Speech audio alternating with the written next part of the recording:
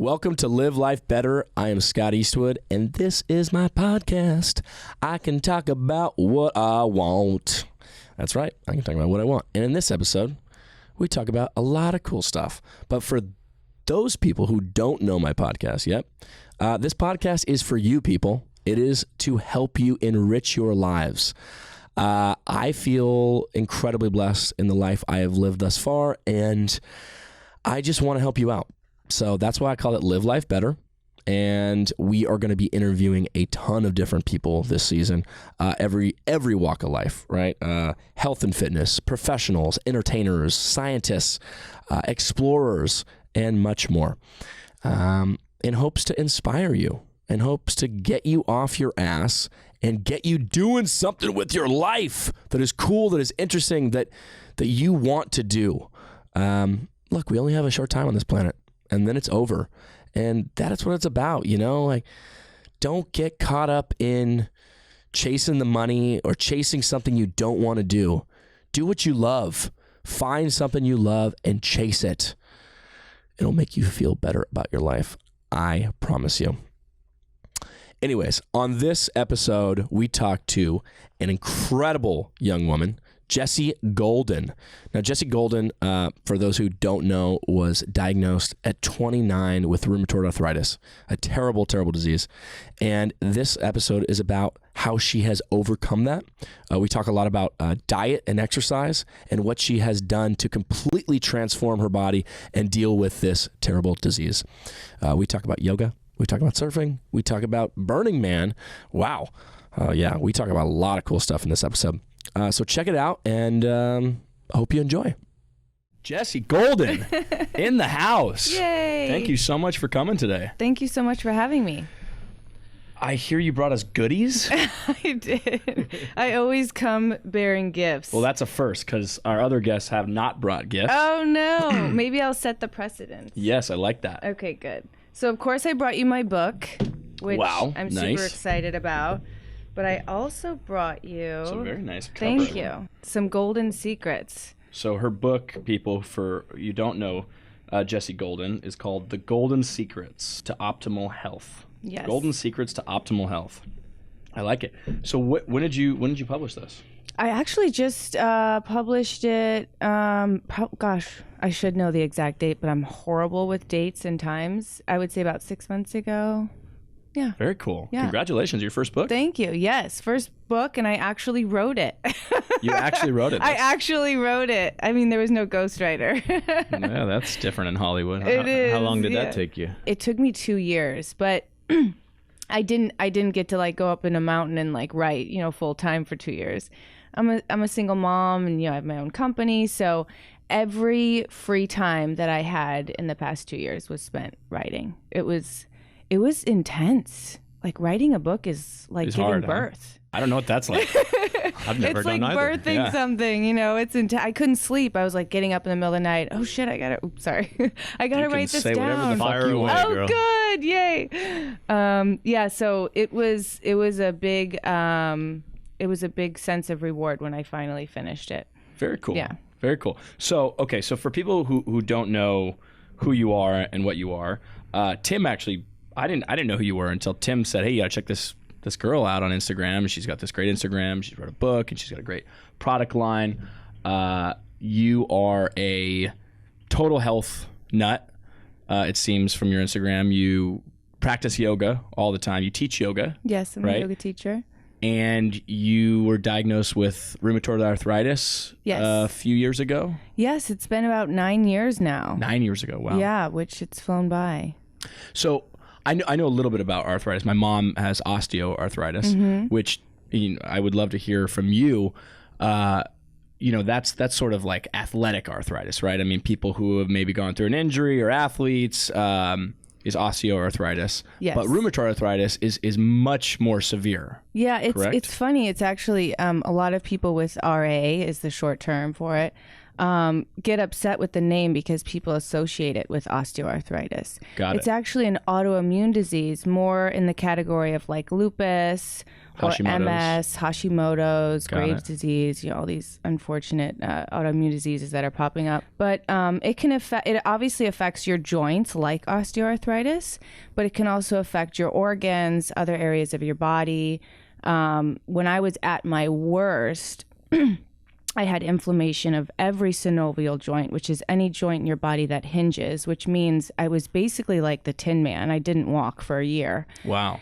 And every organ in my body was inflamed, in my eyes, my teeth, my lungs, my heart, so I was sick. I was really, really, really, really sick at my worst. And that's kind of what inspired me to now I'm a holistic health practitioner as well, but also to share my story because I was a ballerina before I got sick. Oh, really? Yeah, and I was also a vegetarian at the age of 13 or 11, which was very unusual.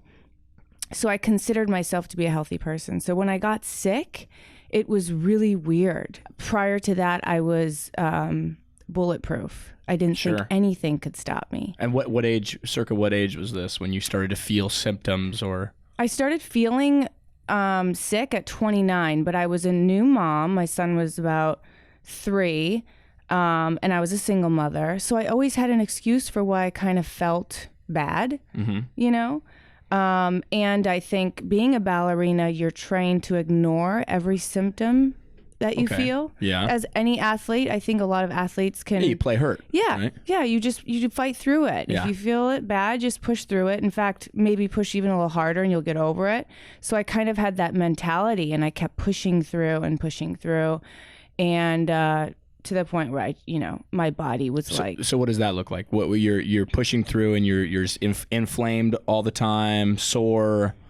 You get almost like flu-like symptoms. A lot of people, before they get diagnosed, they feel like they constantly have the flu because it's an infection of the body.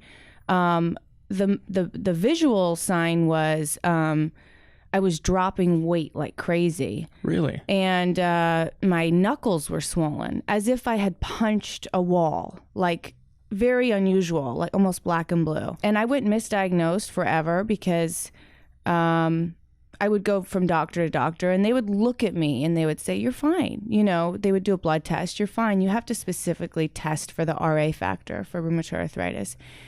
And coincidentally, thank goodness, I met this doctor whose mother had RA and she saw my hands and she said, you know what, I'm going to send you to a rheumatologist. And I was like, a what? What's a rheumatologist? I had never even heard of it. And that's when I got diagnosed. So you get diagnosed, you're age 30? 29. 29? Mm-hmm. What does the doctor tell you when you're diagnosed? As they say, okay, you have rheumatoid arthritis. This is going to be something you're just going to live with. What do they sort of say? Yes. So there's no cure. They don't really know what causes it. And they treat it very aggressively because they have this theory that if they catch it or nip it in the bud, you have a more likely chance for it to go into remission. Uh-huh. So they started me with methotrexate, which is chemotherapy. Really? Yes. And that's protocol for most people. And, I was scared and I was vulnerable. So the way that I empowered myself was always through diet and trying to be mindful of what I could do. But at the same time, I trusted my doctor. And so I did everything she said. And full chemo, or is it a micro dose? It's like pills. So it's like, I don't remember at the time, but it was like a lot of pills each day, or I forgot what the protocol was. But prior to that, I was one of those people that never took Tylenol. I had my son, I gave birth at home naturally. I mean, I never took drugs in my life except to, smoke pot or something when I was in high school. Sure. But, so this was very abnormal for me. And I wasn't surprised I started having all the negative side effects to the point where I was like, what is the disease and what is the side effects of, the medication?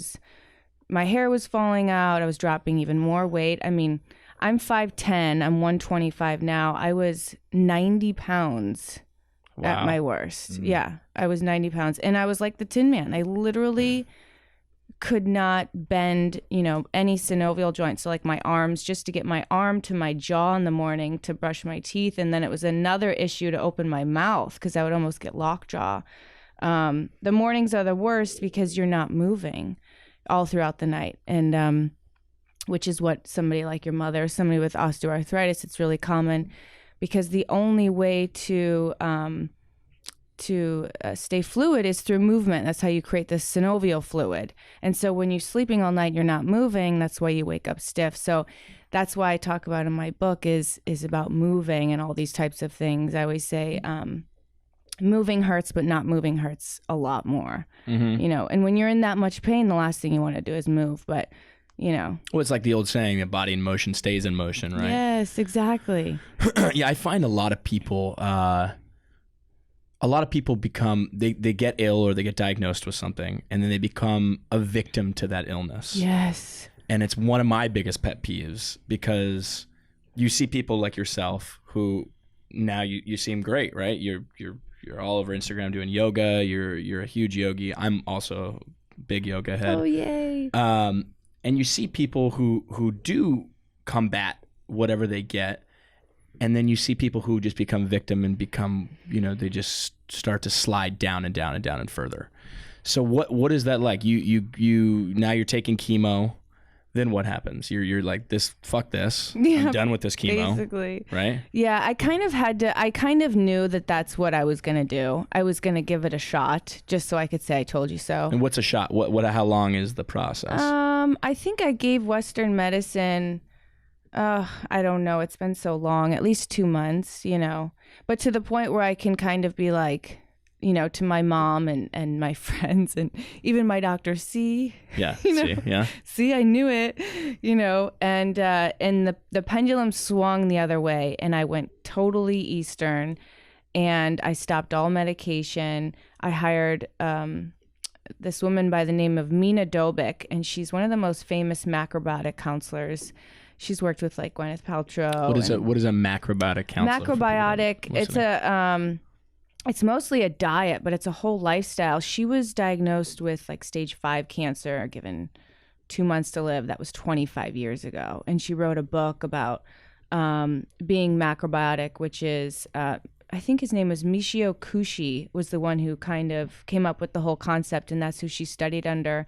It's very grains and lots of sea vegetables. It's a super clean diet. And then there's lots of body scrubs. Your entire life is revolved around what you're eating, what remedies, your tonics, and all kinds of things. I was introduced to foods that I had never even heard of, like daikon root and lotus, and there was what else was there?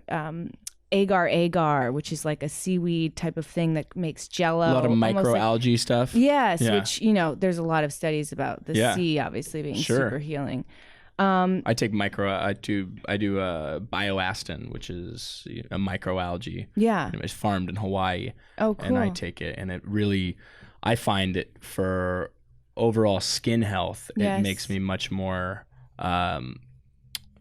when I'm in the sun, when I'm exposed to the sun, I have it's almost like a natural sunscreen that it's, I'm not saying we should replace sunscreen, but I really find that it really helps my skin. I think there's so many things about the sea that are so healing. I think definitely. Yes. Life source. Yes, absolutely. So I had her, and I did this. They have the whole concept in macrobiotics. It takes 90 days for your body to go from acid to alkaline. Mm-hmm. So it's a totally alkaline diet. I was so sick at the time I had to hire a chef 7 days a week because I couldn't actually cut the vegetables and create these meals because my hands weren't working. Really? Yeah. So I literally spent my life savings trying to heal myself. And I had to do that because rheumatoid arthritis is a chronic disease, and it's something that I will live with for the rest of my life. So just for me, I had to try everything under the sun. And at the time, right before that, I was getting my yoga certification. So I met a lot of people in the yogi spiritual realm that had a guy. Everybody had a guy. I got this guy from Mexico. He's got this clay, this healing clay. I had healing clay from Mexico. I had a blind shiatsu guy. I mean, you name it, I was willing to try everything and anything. And everything that I've learned throughout this whole experience, which is, you talk about being the victim, I still, to this day, say that rheumatoid arthritis has been a blessing because it inspired me to become a holistic health practitioner. And it really opened up the door for me to be more relatable to people and give people inspiration. You know, what I have to go through, what I'm going through on a daily basis with RA is so minute compared to what other people have to go through. But I love being able to share my story and say, you know what? I feel like shit sometimes in the morning, and this is what I do. This is how I get through it. I choose to thrive despite it. And that's it. That's amazing. That's amazing that you're out there doing that and spreading that positivity. All right. Well, that is Live Life Better with me, Scott Eastwood.